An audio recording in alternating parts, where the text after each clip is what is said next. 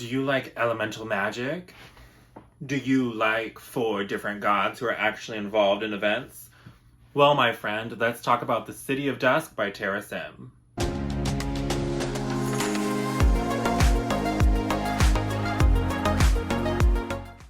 Hi guys, welcome back, bienvenue, and all that jazz. Today, let's talk about some books, or more specifically, The City of Dusk by Tara Sim, a new fantasy book out today, March, whatever it is, 22nd?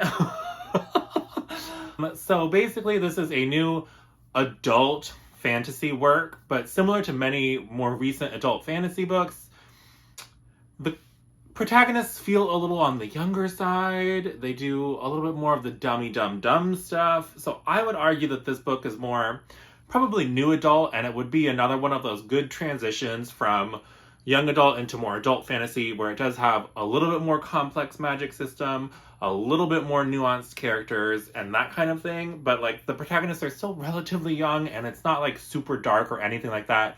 There are a few F-bombs and like that kind of thing that make it more adult, shall we say. But yeah, so I mean, I would say more on the younger, new adulty, you know what I mean? Yeah.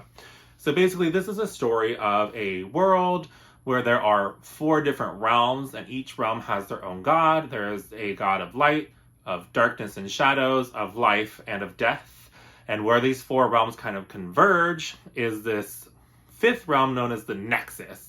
And so basically, in this realm is where the humans live, and at some point in the past, each god mated with one noble family, and so those noble families have magic from their gods. Basically, they're like God-blessed, God-born, whatever. At some point, for some unknown reason, the gods sealed their realms off from being able to be accessed by these people in the Nexus realm in the City of Dusk.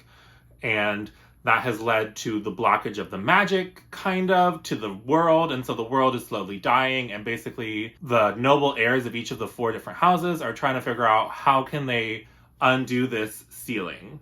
And there's this other subplot where there's this other magic known as conjuring that doesn't use magic directly from the gods, and the conjurers are kind of wreaking havoc in the City of Dusk. And so that's kind of where our whole story takes place. It's these 4 youths from different houses trying to come together to figure out how can they undo the sealing to prevent basically the decay of their whole world. It has elemental magic, so shadow magic, light magic with like people having light wings and teleporting in light. There is death magic where there's necromancy, seances, zombies bringing things back from the dead. And then the life magic is like elementalists, so they can do fire, wind, water, etc. That's kind of where we're at. So those are my general thoughts on this book. It was a really fun time. I really thoroughly enjoyed my time with this book, and I would highly recommend it if any of those things kind of pique your interest. If you want a little bit more detail, I'll jump into the more detailed sections of my review now. So starting with part numero Brazilian Portuguese. You're welcome. And that is the the magic and the world building. So I think the world building is really cool, and the magic very much reminds me of like the Tales of series of video games, just with all of those different like elemental summons and beings and things like that. So like I said, the magic consists of those 4 different descendants of the gods, and so each noble family has a different power or magical whatever that they can do. So the seers, who are descended from the light god Phos, they do all things light magic. And I also forgot, part of the magic system is people have little like elemental familiars. So the light guy has like a cute little light familiar. The shadow girl has a little cute shadow familiar. It's really, love it. But yeah, so like the light people can do teleporting. They can shoot like little light beams, like that kind of stuff. The shadow mages can do everything with shadows, hide themselves in shadows, make shadows more tangible, make shadows into weapons, all of that kind of stuff. The death magic is very necromancer, so they can call spirits of the dead. They can summon, like reanimate the dead to question them or fight for them or whatever. And The necromancers are kind of cool because they use strings to kind of channel their magic. So they're almost doing like cat's cradle and like breaking strings to separate spirits from bodies and things like that, which I thought was pretty unique. And then finally, the people descended from the goddess of life, Dea, they have elementalist magic. So they can control fire and wind and water, and the air actually has trouble directly accessing her powers. And so she accesses it through music, which is kind of cool. So she'll be like playing her violin and making like tornadoes of fire and like that. So like pretty cool, pretty fun. The magic is everywhere. As for the world building, there wasn't as much. There's not like a ton of lore or history or that kind of stuff. You kind of piece it together as you go, but there was enough that I thought it was a fully vibrant world and I thoroughly enjoyed my time in it. So let's mosey right along into Dual Korean. And that is characters.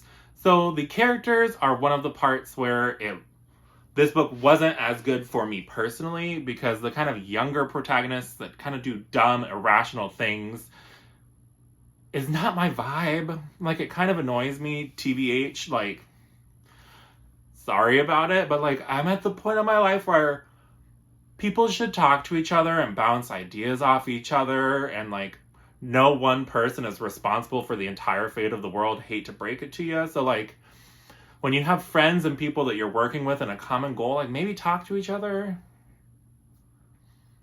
Is that too much to ask? Like, why does everybody have to have secrets upon secrets upon secrets and nobody, like, But the characters were well realized, and I know that there's a lot of people that love Tasia Last Rider in particular. She is one of the children of like the Shadow House. I find her kind of annoying because she's irrational and kind of cranky, and that's just not my jam.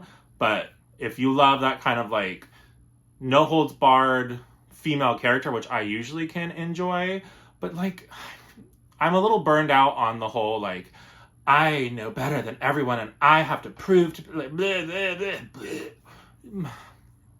Girl, just talk to people.